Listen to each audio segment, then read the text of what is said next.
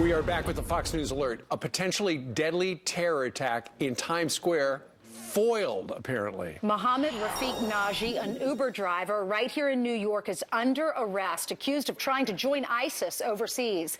Officials say he also discussed plans to use a garbage truck to go into Times Square and run crowds over. He was an Uber driver? Yep. Well, apparently his inspiration, last summer's deadly Bastille Day attack in Nice, France.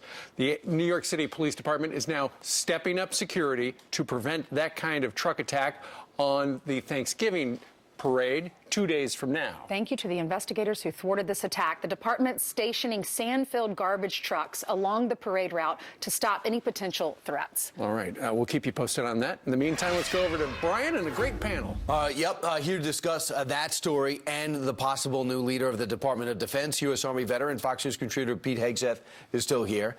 SEAL Team 6 guy, the man who shot bin Laden, Rob O'Neill, is here. And playing outside left is Navy SEAL retired Carl Higbie. Only time I'm on the left. Right, the only time you're on the left. I was thinking more soccer alignments.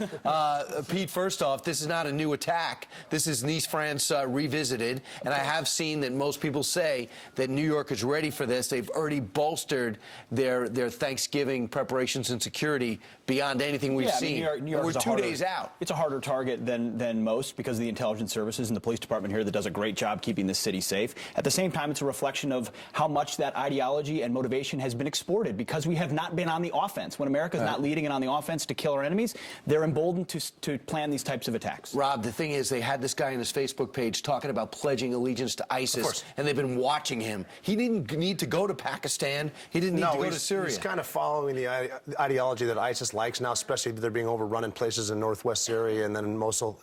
You don't need to come here. Just kill as many people as you can, with as many people as you can watching, and a lot of ways they do that is with their great social media. So he just pledges allegiance to ISIS. He's got a little bit of that street cred. He's going to try some attack that's already worked in a place that I don't personally think would work in a place like New York, just because of the way that we have you'll see around Times Square, there are police in 2s and 3s and 4s with automatic weapons.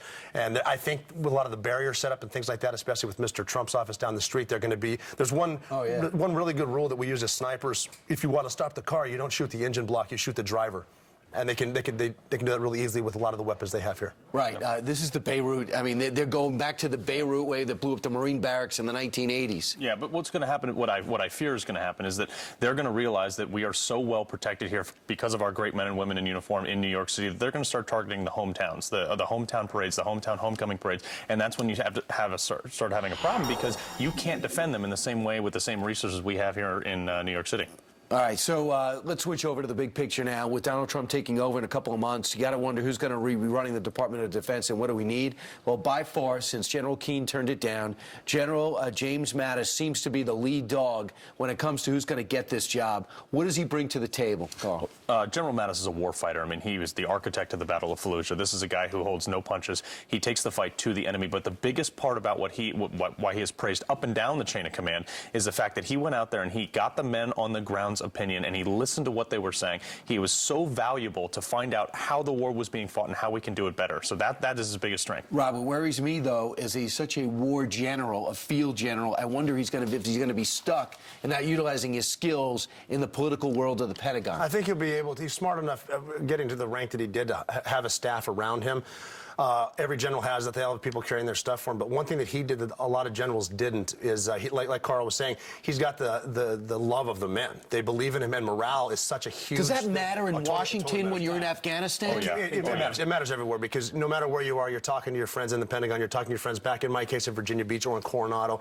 If morale is low, and look at the guys that for a while were going over to places like Eastern Africa and like the Horn of Africa and like Yemen.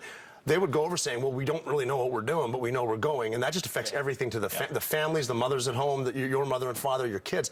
And if morale's low, I've seen it in both high and low. And when morale's low, you're just wondering what you're doing. You're not going to get it done as efficiently as you could. And the Pentagon has become so political, politically correct, social engineering. You know, our warfighters are wondering if it's going to be the lawyers that they're going to be answering to or whether folks will have their back. There's no doubt with General Mattis.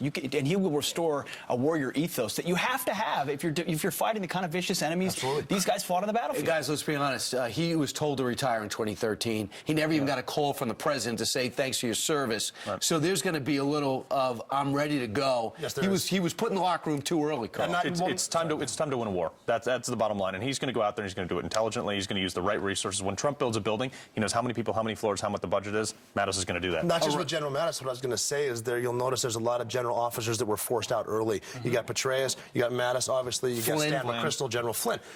Now we have a lot of people in the Pentagon are referred to as Obama's generals, which aren't necessarily popular, but they're very good at being political. Now that these guys are coming back that know how to win wars, know how to keep morale up, and know how to kill the enemy, it's going to change. And Pat, to wrap this up, Pete, it's Mattis is anti-Iran. He thought the deal was a bad deal. The way we acquiesced to them to get the deal was a bad thing. Because he understands the nature of our enemy. This is an intellectual guy whose two nicknames are Warrior Monk and Mad Dog Mattis, because he's smart and thoughtful, but he's a killer. That's what we need. That's what our enemies will respect, and that's when you restore America's stature in the world. Evidently, he does not like the term Mad Dog. I got direct tweeted yesterday. I went to check this guy's credentials out. He says it's true. He does not like to be called Mad Dog. Well, I bet the president of Iran doesn't like it either. Absolutely. Guys, good job. almost All got him right? in. You really, all three of you overachieved. Didn't have high hopes, but you really... Thanks, Brian. I appreciate that. Fantastic. Heather Now, I have high hopes for you. Hey, good morning.